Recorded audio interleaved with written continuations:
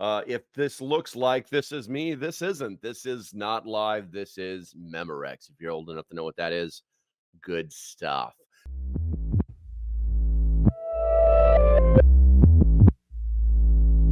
I'm pre-recording this because as we speak, as this video is actually playing right now, I am on my way to the property in North Carolina to take care of a few things down there that need to be taken care of. But I didn't want to leave you guys hanging with the live stream, so I decided, hey, let's do this. Let's do it like we would normally do it, but let's just set it up so they have what they need and I can go do what I need and so on and so forth. Now, it's not as you know what? Let's just make it as interactive. Shut up, phone. Let's make it as interactive as a live stream. And do me a favor, guys. Check in like you normally do. Put stuff in the comments, and we'll do all the same stuff that we normally do. So, with that said, obviously, this probably won't last an hour like my normal live streams do, but I think it'll have all of the things that it normally has inside of it. So, as you can tell by the thumbnail, what we're going to be talking about today is, the 10 realistic things that you can expect, if a nuclear attack actually happened.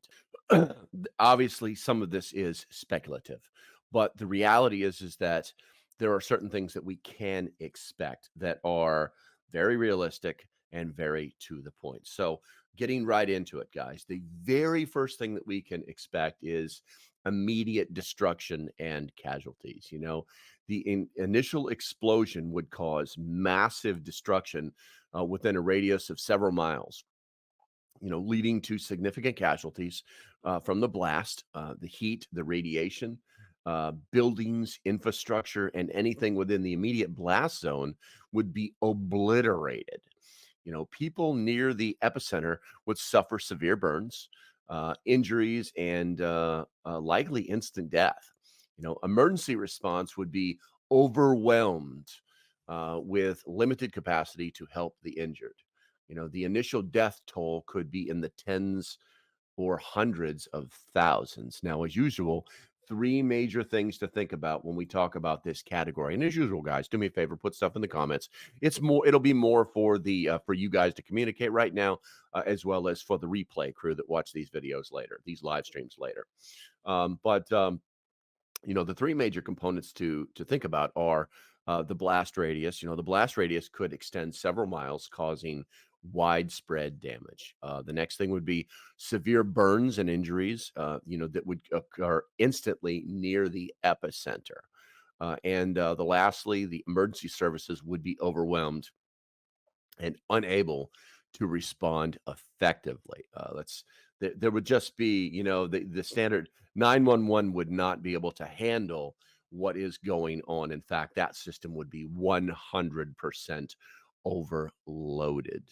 They say get out of the blast area. And yeah, if you survive, if you're not burnt to a crisp, if you're not turned into a crispy critter fried to a fence trying to escape, hell's breath, that is coming at you from this explosion. I may put a link in like the overhead here on the YouTube side to my what actually happens during a nuclear explosion. But we'll see what happens. We'll see what happens. I'm kind of short for time today. Today is Sunday. I'm actually setting this up for you guys so you actually have your Monday live stream.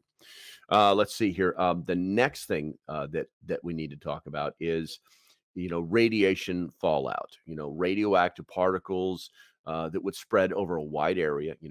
Posing serious health risks. Fallout would contaminate the environment, making it hazardous to remain outdoors.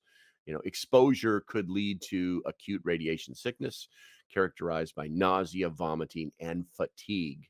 Long-term health effects, such as cancer or genetic mutations, would be a major concern. No one's going to turn into a superhero. Protective measures like staying indoors and using protective gear would be crucial. And as usual, the three major components to think about when we talk about this category is the fact that fallout would contaminate air, water, and soil, spreading hazardous radiation. Also, acute radiation sickness, which obviously the symptoms include nausea, vomiting, and fatigue. and long-term health risks include cancer and genetic mutations. Now, the big thing is the acute radiation sickness. If you manage to survive the blast, if you were not burned to death and you escaped somehow, and but the radioactive cloud of fallout just happened to blow your way, you ran in the wrong direction, then you can expect all of these symptoms. And the thing is radiation poisoning is basically permanent. And most people die from radiation poisoning. Some recover, don't get me wrong. It really has a lot to do with the amount of exposure that you do have. Uh, you know, um, there you can actually buy these little diode meters that you can carry around with you. And if they like turn a color or if they make a noise, obviously the more money you put into it, the more hyperactive the gadget is in keeping you warned. Then you're going to have a greater level of survivability. Now, do I recommend these things? I don't know. I don't know. I mean, if I had a kit, I might buy one, but that's really up to you guys. As usual, put something in the comments so that the replay crew can see what you guys are saying, and remember that what you say actually does make a difference. Okay, let's see here. Number 3, infrastructure collapse. Critical infrastructure such as power grids, communication networks, water supply. Oh, and whether we're really live or not, the yawn is still real. Great. Let's see. Critical infrastructure such as power grids, communication networks, water supply, and transportation systems would likely be severely damaged or destroyed. This is a given. This would result in widespread blackouts and loss of communication. Access to clean water and sanitation would be compromised, leading to public health issues. Transportation disruptions would hinder evacuation and delivery of essential supplies. The Walmart trucks will stop.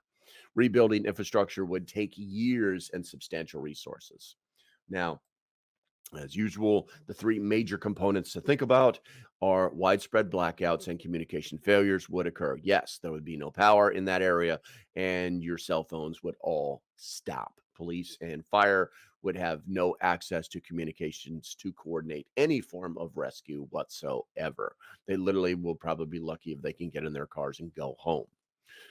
Access to clean water and sanitation would be severely compromised. Yes, this is one of the reasons that what are the 3 things? Water, food, and security, guys. Number 1 thing is obviously going to be water. 3, you will die or want to die. Where are we at here? Transportation disruptions would impede evacuation and supply delivery, regardless of your whatever your evacuation route or your escape route that you have. Oh, there's another one. Let's just push that one down. With a little bit of black jet fuel. Transportation disruptions would impede evacuation and supply delivery, which we just read a second ago, before the mighty yawn. And that means that your escape routes that you have planned, your primary, alternate, secondary, tertiary, whatever you want to call it, would be moot. So, something to think about. All right, let's see here. Mass evacuations and displacement. People in affected and surrounding areas would need to evacuate, leading to large scale displacement and the establishment of emergency shelters. This would result in overcrowded and under resourced shelters. Evacuation routes could be blocked or hazardous due to damage and fallout. Many would face long term displacement and uncertain futures. Coordination of evacuation efforts would be challenging. And the 3 things to think about that in that category would be overcrowded and under resourced shelters would be a reality. Yes. Where is your shelter at? I'm still in the process of getting with my local post office because I just know in my gut there used to be a yellow and black sign up on the post office that looked just like that. But because they have a kick-ass basement. I want to go check out their basement. I'm going to video it for all the members. All right. So evacuation routes could be blocked or hazardous. That's a given. And long-term displacement would lead to uncertain futures for many. So long-term displacement, like guys, you had if you need a word for it, you had to bug out. And where did you go? Well, you're not coming back for a while. Long term, yeah, depending on yield, ordnance, radiation, contamination, all sorts of a myriad of features and facts that will keep you out of a said area for a specific period of time. So maybe have a plan to not ever go back if your major prep is to prepare for a nuclear holocaust. All right, and I didn't change that back, so you know what? We're gonna roll with this right now. Medical emergencies. Hospitals and medical facilities would be overwhelmed by the number of injuries and radiation affected individuals. And resources like medicines and medical supplies would quickly run out. The healthcare system would struggle to provide adequate care. Medical staff would face difficult decisions on prioritizing treatment. Yes, they would literally come in. If you guys don't know anything about mass casualty events, you might want to do some research because they literally have a system that basically says that guy is going to die. I can spend no time on him. I have to work on the people who have a chance of living. Yeah. Medical staff would face difficult decisions on prioritizing treatments, which is what I just said. There would be a dire need for additional medical personnel and supplies. Long term healthcare needs would increase due to radiation exposure. Now, three things to think about with that one are medical facilities would be overwhelmed and casualties and radiation victims. Yes, they obviously a nuclear weapon just went off. Yeah, they would be overwhelmed with those that are the dead and dying. Be honest with you, resources like medicines supplied would quickly deplete. Yes, because every hospital that wasn't leveled would be everybody would be trying to get in there. It wouldn't even be an ambulance issue. It would just be everybody showing up in their Toyota Supras and hatchbacks going, please help my friend or whatever. Additional medical personnel and supplies would be desperately needed. Yes. Many people would probably have to start helping the hospitals. They would literally you would probably start living there, to be honest with you, which may not be a bad gig. The only problem is you could be contaminated yourself, not in a chemical way, but there is residual. Um, uh, there is the possibility, but there is a possibility of a residual secondary contact contamination with radioactive fallout. So something to think about. Something to think about. Okay, guys, and as this has pre-recorded, obviously it's not live. It's Memorex. We're gonna go and throw in a. We're gonna pay some bills real quick, guys. Let's go ahead and do that real quick. When disaster strikes, when seconds count, where will you turn? Refuge Medical delivers professional-grade medical supplies and trauma kits built for real-world emergency, whether it's natural disaster, civil unrest, everyday accidents, or the friggin' apocalypse. Now, from premium bleeding control kits and IFAKs to complete family emergency medical bags, every Refuge Medical product is thoroughly designed, rigorously tested, and packaged with the highest quality components, so you're never caught unprepared. America. Trusted by preppers, first responders, and responsible families across the country, Refuge Medical gives you the confidence to protect the ones you love when it matters. Don't wait until visit refugemedical.com right now and build your refuge today. Okay, let's get back to the video.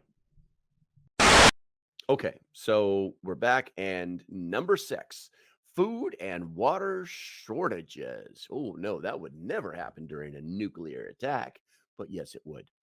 Contamination of water sources and agricultural land would lead to shortages of safe drinking water and food, exasperating the humanitarian crisis. Radiation would render crops and livestock unsafe for consumption.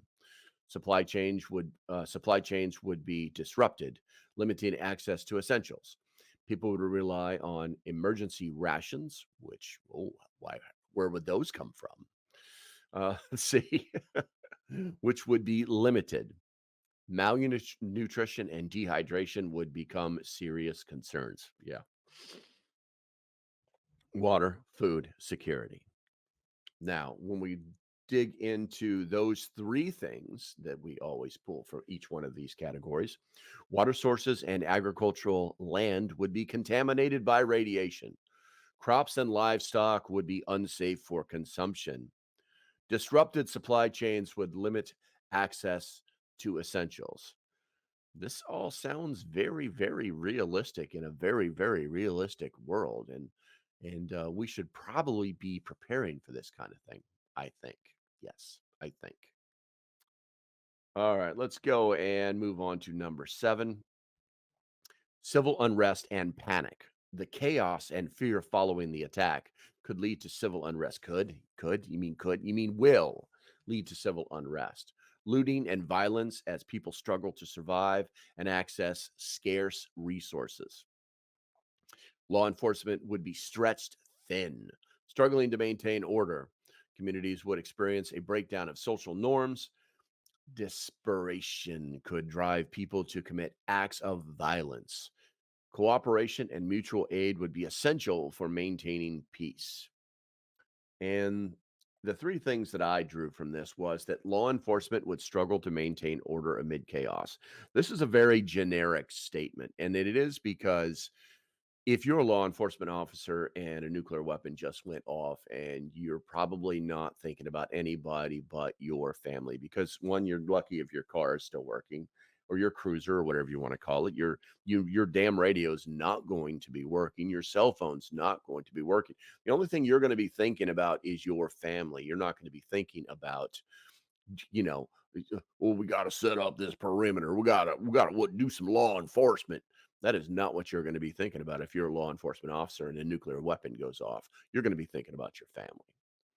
The next thing is communities would face a breakdown of social norms. Yes, eventually they would.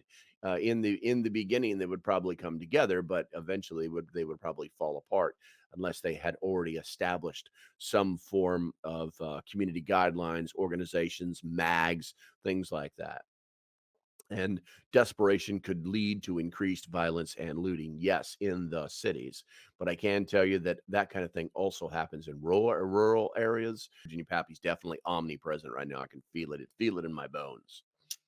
All right, so let's look at economic collapse, because that would eventually come, depending on the level of strike or attack. If they're willing to do this kind of damage, they probably didn't do it just to one place, because they know it's coming back at them. Anyway, economic collapse. The immediate and long term economic impact would be severe, with loss of infrastructure, workforce, and confidence leading to a potential collapse of local and national economies. Dear, businesses would be destroyed and unemployment would skyrocket. The cost of rebuilding would be astronomical. Economic activities would halt, affecting livelihoods. Government resources would be strained, impacting public services. Durr. Let's go ahead and push that over. Boom. Now, the three major things that you need to pull from an economic collapse that would be caused by a nuclear attack would be destruction of businesses, and high unemployment rates would occur. Yeah, exactly. Businesses go down, don't come to work because the work doesn't exist anymore. Yeah, it's going to be a problem. But I think money would be the least of your worries. Rebuilding costs could be astronomical. They will be astronomical. They will strain financial resources, and economic activities would halt, affecting livelihoods. That's right. The business is gone. There's no money to be made. There's no money to be spent. The grocery store go kaboom. All right, let's see here. And let's see here. Long term environmental damage. The environment would suffer from radiation contamination, making areas uninhabitable for years, possibly even decades. It really depends on what type of strike it is. Um, Wildlife and ecosystems could be severely affected. Cleanup efforts would be costly and time consuming. Contaminated areas would pose an ongoing health risk. The ecological balance would be disrupted, and it's going to impact that biodiversity that we see in ecology. So, and those are some big words, but there's three main points to pull from that. Radiation contamination would make areas uninhabitable for long periods of time. How long? It really depends on the type of weapon used. Wildlife and ecosystems would be severely impacted. Yeah, more than likely, you're going to have some radioactive deer running all over the place like you're inside of a crazy video game. You can't eat them. You just have to wait for them to die and decay. And then obviously cleanup efforts would be costly and time consuming. Yes, we would have to clean up the mess caused by this nuclear weapon. All right. And then the last thing is psychological trauma. Now, we don't think about this, but if you've ever been someplace where there's a lot of death, like it's everywhere, then you'll know what I'm talking about. But most people won't. So survivors would experience significant psychological trauma, including PTSD, anxiety, and depression due to the loss of loved ones, homes, and the drastic change in their way of life. Mental health services would be overwhelmed. They wouldn't exist. We'll talk about that in a minute. Social support systems would be crucial in aiding recovery. That would be community. The trauma could lead to long-term mental health issues. Community resilience and support would play a vital role in healing. Now, the three things that you should take from what I just said are PTSD, anxiety, and depression would be common among the survivors. There's what they call survivor remorse, if the at the very least. The next thing is mental health services would be overwhelmed by the demand. Yeah, well, if a nuclear weapon goes off, then boom, people. There may or may not be any mental health services available. Period, to help people. And obviously, the social support system would be essential for recovering and resilience, which would mean community. Now, the big thing is to be aware of these potential outcomes, because just being aware can help in planning and preparation to increase the chances of survival. If such a catastrophic event actually happened. All right, guys, as usual, hit the thumbs up button on the way out. If you have not subscribed, please do so now. I'm here Monday through Friday, 9 to 10 normally. And stay safe. Have a great day, and I'll see you when I see you. Bye bye.